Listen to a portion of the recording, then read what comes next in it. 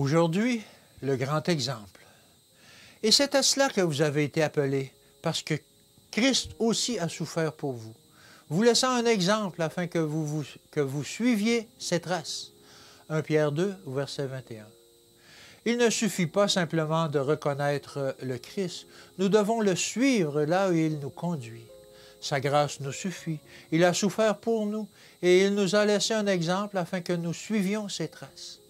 Le présent est notre temps d'épreuve. L'expérience nécessaire afin d'obtenir la couronne de vie entraînera une crucifixion du moi bien plus intense que nous l'avions cru possible jusqu'à présent. Quel est le message que l'apôtre Paul présente à tous ceux qui prennent le nom du Christ?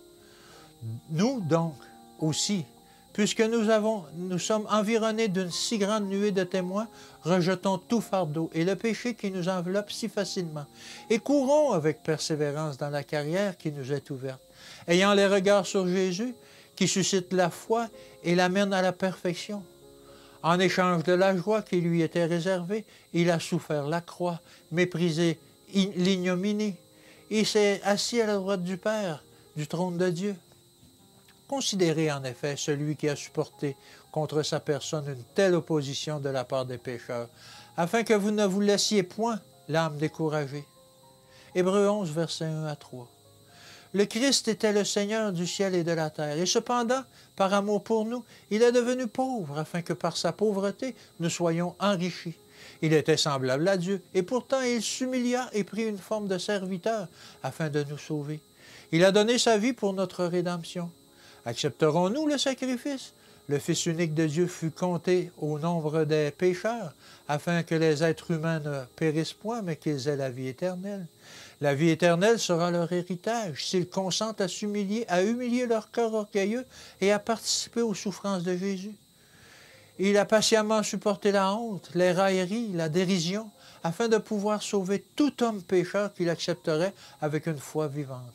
Lorsqu'il était suspendu à la croix, donnant sa vie pour notre rédemption, ses assassins se moquèrent de lui en disant « Il a sauvé les autres et il ne peut pas se sauver lui-même. S'il est roi d'Israël, qu'il descende de la croix et nous croirons en lui. » Matthieu 27, verset 42.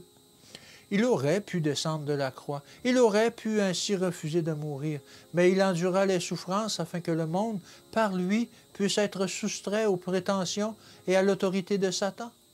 Par sa mort, tous ceux qui croient en lui ont la possibilité d'obtenir la vie éternelle. Le salut des êtres humains signifie bien davantage que beaucoup ne le comprennent. Il signifie que nous devons choisir les voies de Dieu plutôt que les nôtres. Le Seigneur ne peut sauver les hommes tant qu'ils refusent de s'humilier sous les reproches et les avertissements qu'il envoie, affirmant avec persistance leur propre volonté et suivant leur propre ligne de conduite. Que l'Éternel vous bénisse et qu'il vous garde aujourd'hui.